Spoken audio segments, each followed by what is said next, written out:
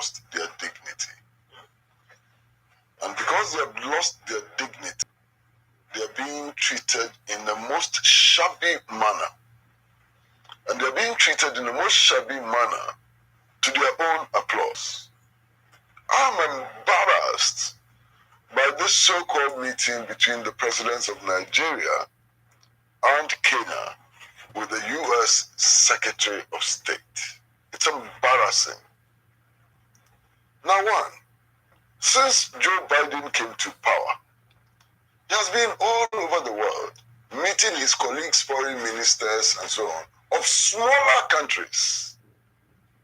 Countries which don't have the endowment of Nigeria. Nigeria is a major country.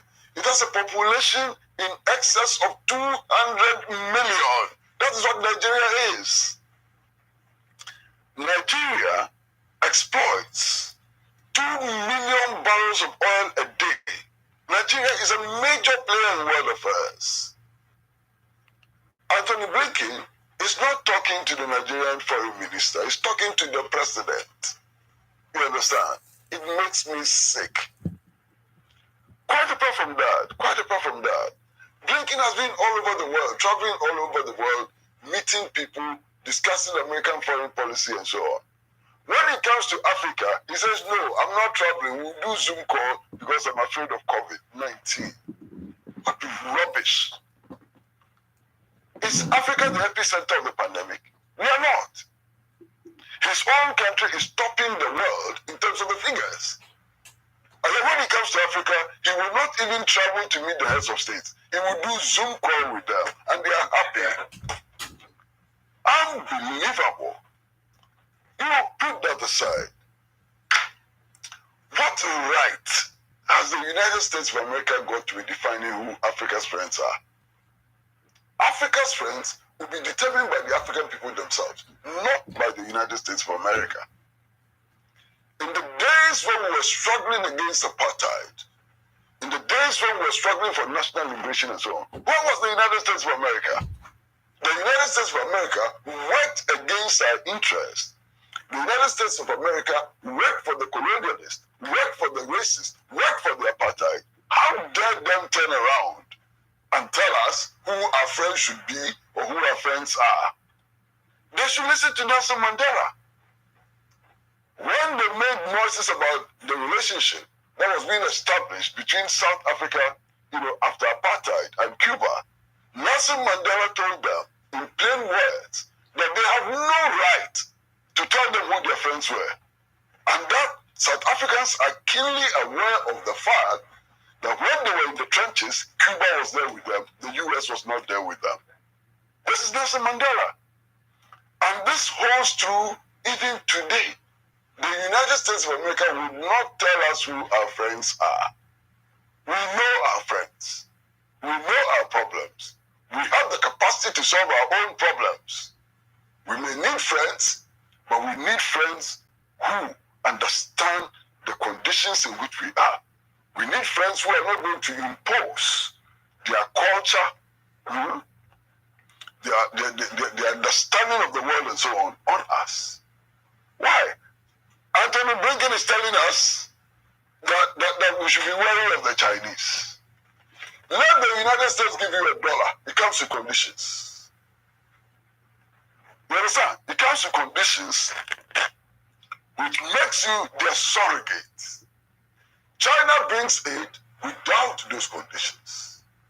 China doesn't have a superior attitude when it is dealing with African states. China doesn't have a superior attitude when it's offering aid. China doesn't want to count the number of newspapers you have in your country before they give you aid. China gives aid because the people of Africa, the people of Asia, and the people of Latin America need to make advancements in enhancing their industries, in meeting their social obligations and so on. That's why China gives aid. So Chinese aid is substantially different from aid from the West, and we need to recognize that. In any case, whether we are going to take Chinese aid or not will not be decided by the United States of America. It ought to be decided by the African people themselves. Look, there's a certain level of anti-Chinese hysteria which is being funneled by the West. And unfortunately, many people in Africa, including some of our intellectuals, and even some people on the left, are buying into that useless anti-Chinese hysteria. Yes, there are Chinese in the mining areas in Ghana. True. Illegal mining is destroying our environment. It is true. Those Chinese in the mining areas, are they representatives of the Chinese state? What is their connection with the Chinese state? What is their connection with Chinese foreign policy? None. These are individuals who have come here with our own help. How do they come here? We grant them the visas.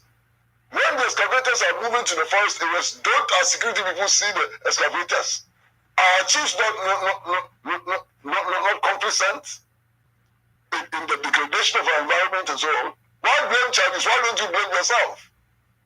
We have made this possible. We set up anti-Galamsey squads and so on to go and stop Galamsey. It turns out that all the major political parties, activists of all the major political parties are involved. Is that done by the Chinese? That is not by the Chinese. That is our own error. That is our own inability to enforce our law, to enforce our regulations. You understand what I'm saying? Why? As we sit here, a couple of months ago, a Ghanaian committed murder in the United States of America. Everybody knew a Ghanaian killed his wife, killed his American wife in the United States of America. How do you hold all Ghanaians responsible for the criminal act of individuals? As we sit here, Ghanaians are engaged in the narcotics trade. They are selling cocaine to other capitals. People are taking the cocaine. They are getting demented and so on. Do you blame Ghana for it? You can't blame Ghana for it. And if you can't blame Ghana for the individual criminal acts of its citizens, why do you blame China for the individual criminal acts of its citizens? So we ought to be very careful. Why? One of the African revolutionary leaders who said that anytime we are doing something, I think it was Thomas Sankara who said that anytime the African is doing something and the West is applauding, you have to stop and think. Because you must be doing something wrong. You understand? So when they meet our leaders, these leaders, when they meet them, and they say these things and so on, we should be careful. In any case, what was all this about, this meeting? The gravamen of the discussions at this meeting was about moving the U.S. Africa Command to Africa. It was about establishing a U.S. military base in Africa. That's what they were discussing. And I was so embarrassed. I felt so disgraced by the Nigerian head of state and the kinds of things he said. I am embarrassed by Buhari. Listen, when Buhari was campaigning to replace Goodluck Jonathan, what did he tell the people of Nigeria? That he is a former general, an astute general, and that if he got power, he will be able to stop the operations of Boko Haram. Is that not the promise he made? Now the same Buhari is telling around and saying, hey, I raise my hand, we can't fight Boko Haram. America, come and fight Boko Haram for us. He should be leaving office. He should be leaving office. He has not fulfilled his promise to the Nigerian people. In any case, if Nigeria, a giant in Africa, Nigeria is a giant in Africa, if Nigeria cannot deal with Boko Haram and has to go and beg Anthony Blinken to bring soldiers into Lagos and Abuja and other places to fight Boko Haram, then what would other countries do? What would Gambia do and so on? We are walking back into the embrace of our slave masters. We are walking back into the embrace of our neo-colonial and colonial oppressors and exploiters. That is what we are doing. And these African leaders are doing that without blinking an eye, without any shame. What an embarrassment. Look, some time ago, it was in the early 2000s, if you all remember, the US president was visiting Senegal. And to my surprise and horror, the US Embassy actually issued a statement saying that African leaders who wanted photo opportunity with their president, they should go to Senegal. And to my horror, African leaders started jumping onto aircrafts to go and take photographs of US president in Dakar. Look at our leaders. Photo opportunity. Our leaders are looking for photo opportunity. Look at our leaders acting like babies, like day nursery boys and girls. So embarrassing. Africa will determine its own friends. Africa will determine its own path to development. Africa will take instructions from nobody.